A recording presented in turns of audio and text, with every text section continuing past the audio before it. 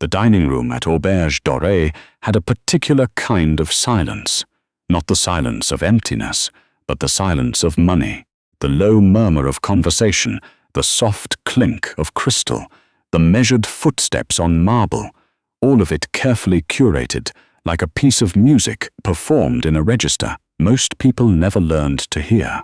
Vesper Holt had been working the floor for 3 years, and she had learned to move inside that silence like water through a narrow channel, invisible when she needed to be. Present the moment a glass ran low, she carried her tray with the precision of someone who understood that in a room like this, a single misstep, a wine splash, a wrong fork, a hesitation, could unravel an entire evening. It was a Thursday in November, and the restaurant was nearly full. Outside, Montréal had turned itself over to the cold, the kind of cold that arrived in mid-autumn and refused to leave until April, settling into the stone of the old city like a guest who had decided to stay. Inside, the warmth was golden and deliberate. The chandeliers cast everything in amber, the floral arrangements on each table, white peonies, pale green eucalyptus, had been chosen to suggest abundance without excess. Vesper moved between tables with her notepad tucked under her arm, her dark hair pinned back in the way the floor manager, a meticulous man named Henri, required of all staff. She was 29 years old, though most guests who noticed her at all likely assumed she was younger. There was something in her bearing, upright, composed, alert, that read as discipline rather than youth.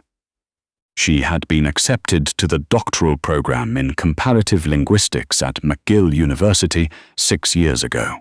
She had deferred once, then again, and then the deferral window had closed, and the offer had quietly expired. By then, her mother had been sick for 2 years, and the decision had already made itself. She did not think about this often, or rather, she thought about it in the way one thinks about a sound heard in another room. Present, intermittent, not worth investigating. Table 14 had been seated for 40 minutes.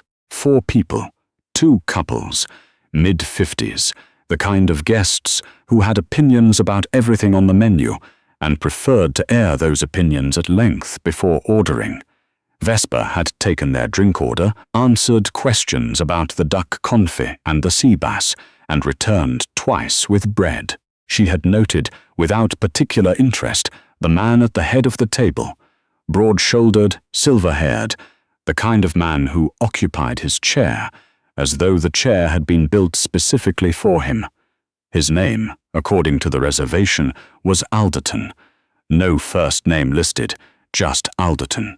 He had not looked at her once. This was not unusual. A significant portion of Auberge Dorée's clientele operated under the assumption that the people serving them were a feature of the environment, like the lighting or the music. Vesper had long since made her peace with this. She moved through the room efficiently, kept her expressions neutral, and deposited her personality somewhere safe until her shift ended at 11. It was near the end of the first course that Alderton spoke to her directly for the first time. She had arrived to clear the amuse-bouche plates. He was mid-sentence in a conversation with the woman across from him, gesturing with a bread roll for emphasis when he turned and looked at Vesper for the first time all evening. "This took 20 minutes, he said. Vesper paused. "I'm sorry. The amuse-bouche. We waited 20 minutes. The woman beside him, his wife, Vesper assumed, glanced briefly downward at her plate. The other couple at the table appeared to find the napkins suddenly interesting. "I apologize for the delay," Vesper said. "We had a slight timing issue in the kitchen this evening. Can I get you anything while you wait for the main course?" "What I'd like," Alderton said, "is for the kitchen to understand that the people at this table don't wait." Vesper did not blink, understood. "I'll make sure the kitchen is aware." She cleared the plates and walked back toward the service corridor. Henri was standing near the pass, and he raised an eyebrow as she approached. 14s, she said simply. Alderton, Henri confirmed, with the tone who had filed this information under a tab he'd been building for years. He comes in twice a year. Just keep it smooth. She kept it smooth. The main course arrived without incident. Vesper was managing tables 9, 11, and 14 simultaneously, and she did so with the economy of movement she had spent 3 years developing. A kind of spatial fluency, knowing where she needed to be before she was needed there. It was during the main course that things changed. Alderton had ordered the beef tenderloin. The plate that arrived was, by any reasonable standard, exceptional. The meat perfectly rested, the reduction glossy and precise, the garnish arranged with care. But Alderton studied it with the expression of a man conducting an audit. "Is there a problem?" Vesper asked, because Henri had trained her to address hesitation before it calcified into a complaint. Then he said something. Not in French, not in English. He said it quietly, almost lazily, the words directed not quite at Vesper, but at the table at large. The way one might comment to a room rather than to a person. He said it in Latin, rustici quoque inse convivant. Non mirandum quod haec loca ad eos pertinent. Something in Vesper went very still. She understood it. She understood it the way she understood everything in Latin. Cleanly, completely, without effort. It was not a language she had to translate. It had become, over 7 years of study, something closer to a second way of hearing. What he had said, essentially, was, even peasants feast among themselves. No wonder these places belong to them. He was referring to her, to the restaurant, to the class of people he believed surrounded him. The woman beside him, his wife, gave a small, private smile and lifted her wine-glass. Alderton looked at Vesper as though waiting to see if the comment had landed, or more precisely, as though confident it had passed entirely over her head. His expression held the particular satisfaction of a man who had said something cutting in a language he assumed no one nearby could understand. Vesper stood with her hands clasped lightly in front of her. She let the silence hold for exactly 1 beat. Then she said, in Latin, in a voice low enough not to carry to the neighboring tables, but clear enough that every person at table 14 heard it without difficulty, rustici, iudintellego, non plaudunt, audiunt, qui loquitur in os alterius dum hic stat sapienta caveat, which meant, the peasants, as I understand it, don't applaud, they listen. Whoever speaks into another's face while they stand here would do well to be careful. The silence that followed was of a completely different quality than the one that had preceded it. Alderton stared at her. The bread roll was still in his hand. His wife had stopped mid-sip. The other couple looked between Vesper and Alderton with the careful attention of people who understood that something significant had just occurred and were uncertain what it was. Vesper did not fill the silence. She had learned in 3 years of this work that the people who filled silences were usually the ones who felt they had something to lose. Finally, Alderton said, "You speak Latin." "I studied it for 7 years, Vesper said, in English now, classical and medieval. I was 2 years into a doctorate in comparative linguistics before I left the program. A muscle moved in Alderton's jaw. "That's unexpected. I imagine it is," she said. "Can I get you anything else?" She did not wait for his answer. She turned and moved toward table 9, where the couple had finished their first course and were ready for the next. What Alderton did not know, could not have known, and perhaps would not have cared to know, was that Vesper had grown up in a small town 2 hours north of Quebec City, the daughter of a retired schoolteacher and a woman who had spent 30 years as a hospital administrator. Her parents had raised her and her younger brother, Luke, in a house that valued books above almost everything else.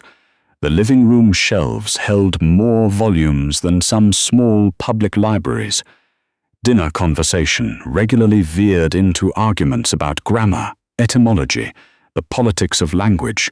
Her mother, Genevieve Holt, had been diagnosed with early-onset Parkinson's when Vesper was 23. The progression had been slower than feared, and then, in the third year, considerably faster.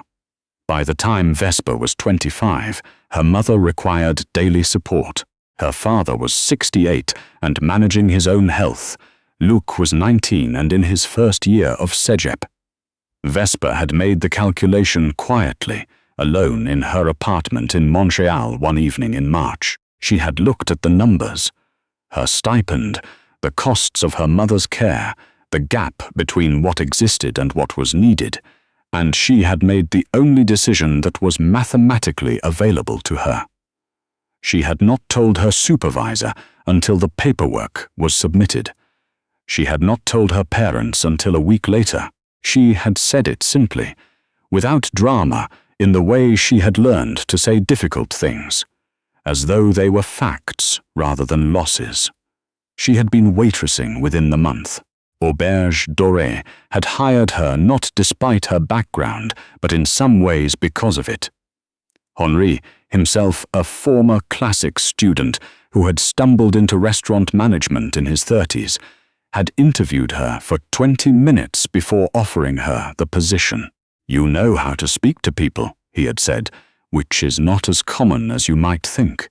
She had been there ever since.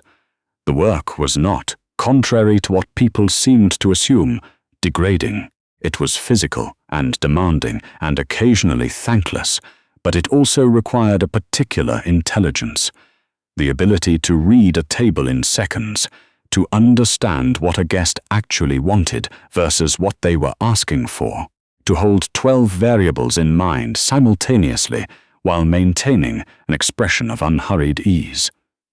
Vesper was good at it.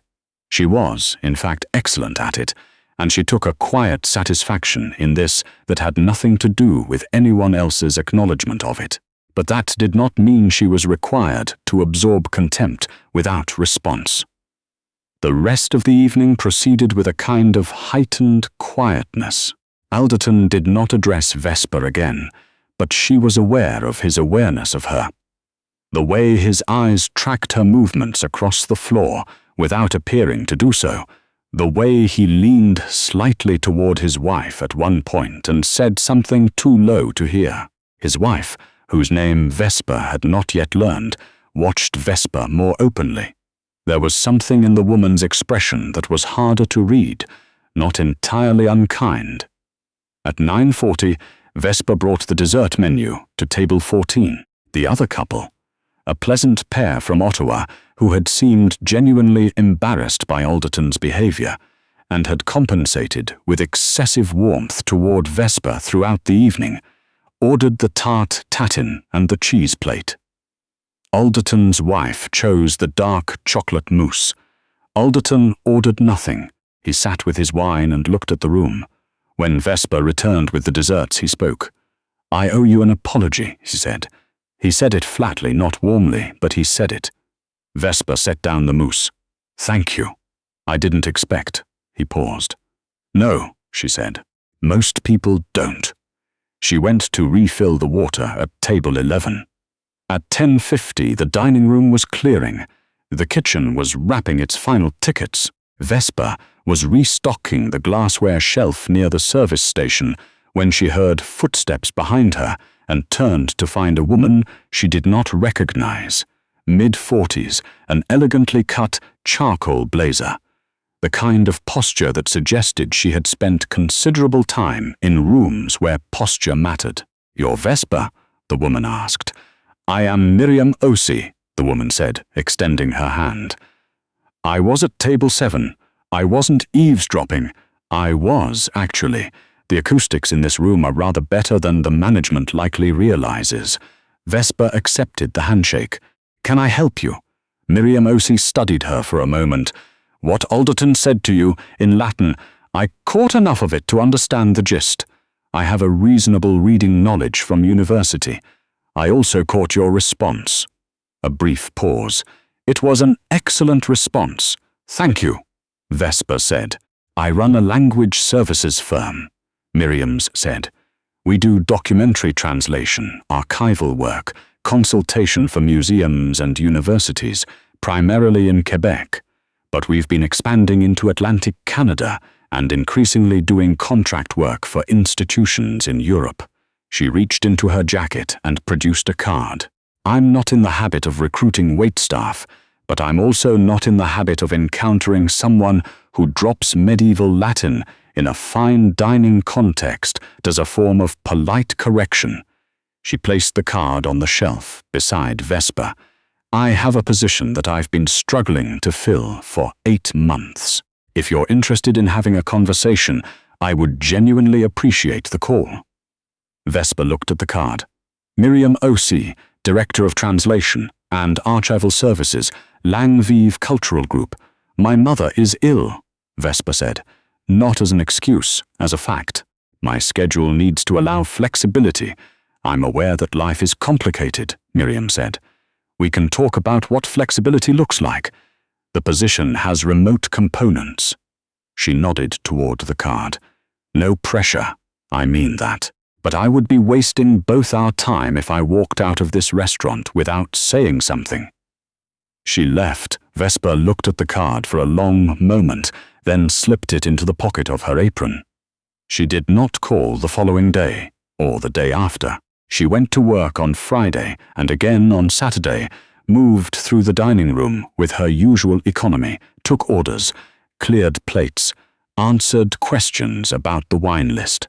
On Saturday, her brother Luc called from Quebec City, and they talked for 40 minutes about their mother, about the latest medication adjustment, about the particular frustration of watching someone you love lose ground in increments, too small to mark on any single day, but too large to ignore across a month. She had applied to 3 jobs since leaving the doctoral program, all in academia-adjacent roles: archival assistant at a university library, junior translator for a federal government department, research coordinator for a humanities institute. She had made it to second-round interviews for 2 of them. Neither had led anywhere. The third had not responded. She had told herself each time that it was fine, that the work she was doing was honest work, that there was nothing to be ashamed of. All of this was true. She believed it.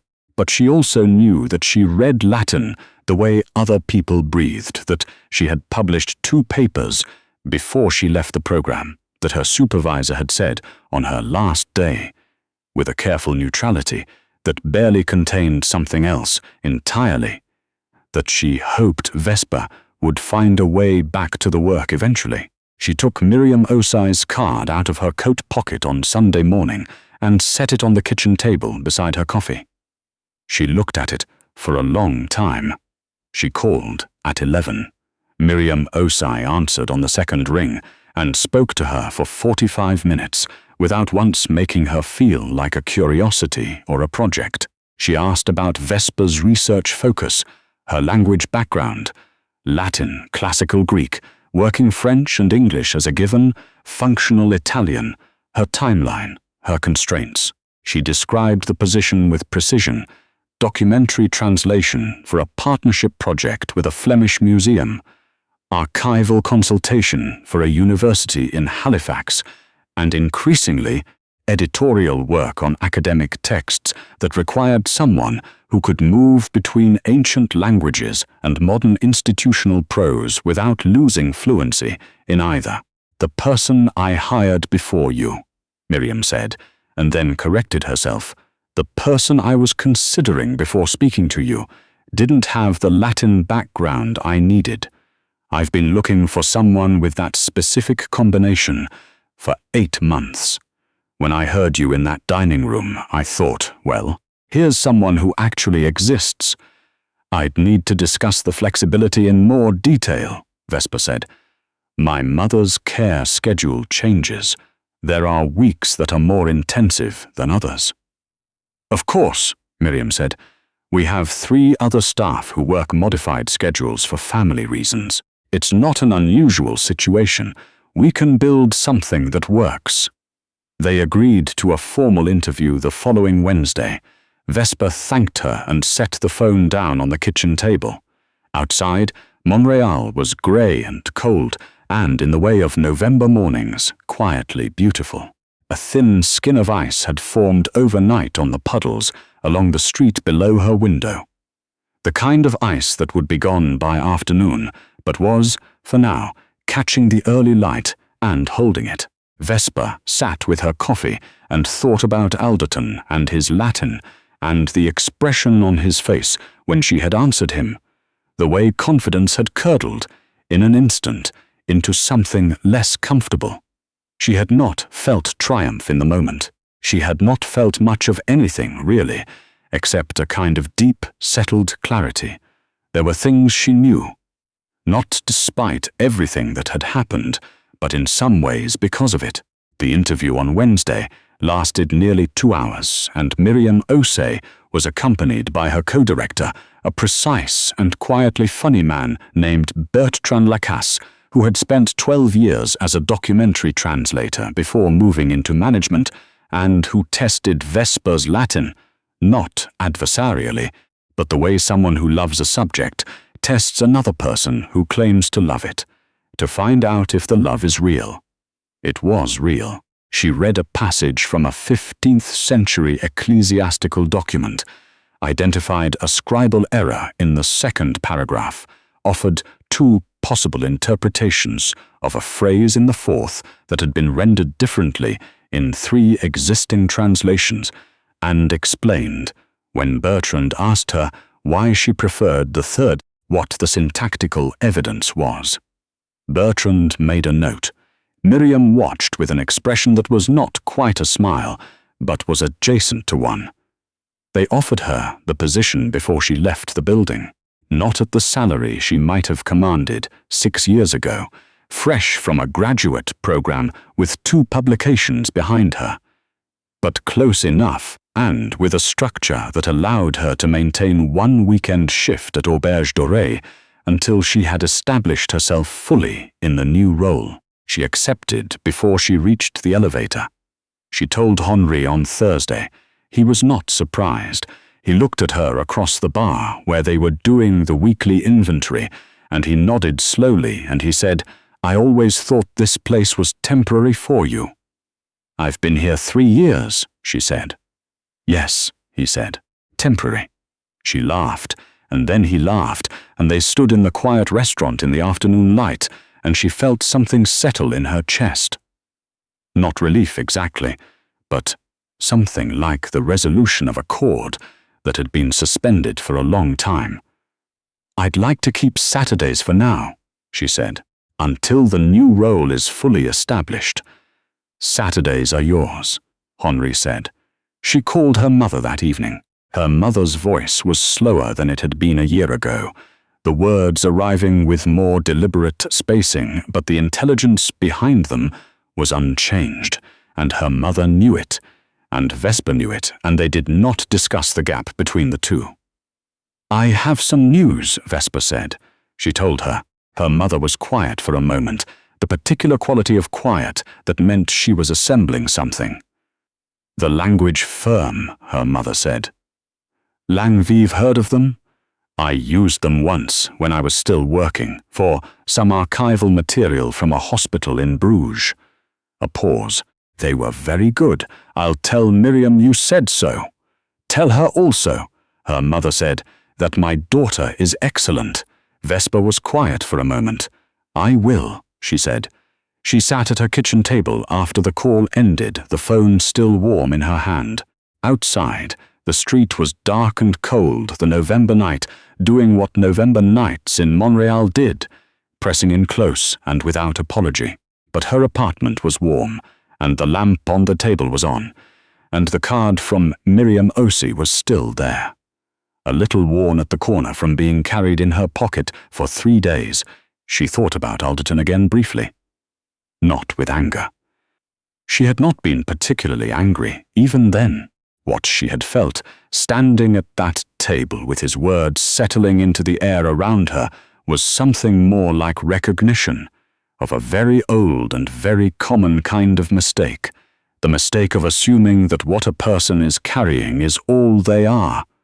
She had been carrying a great deal for a long time, not all of it visible, not all of it easy, but she had been carrying it, and she had kept moving, and she had known, even in the worst of the past 6 years, even in the months when the work was exhausting, and the situation with her mother was frightening, and the doctoral program felt like a door that had closed behind her without making a sound. She had known that the knowledge she carried didn't diminish because it wasn't being used. It had simply been waiting. Qui tacet, consenti videtur, the old Latin phrase went. Silence implies consent, but that was not the only kind of silence. There was the silence of someone who had chosen, very deliberately, when to speak.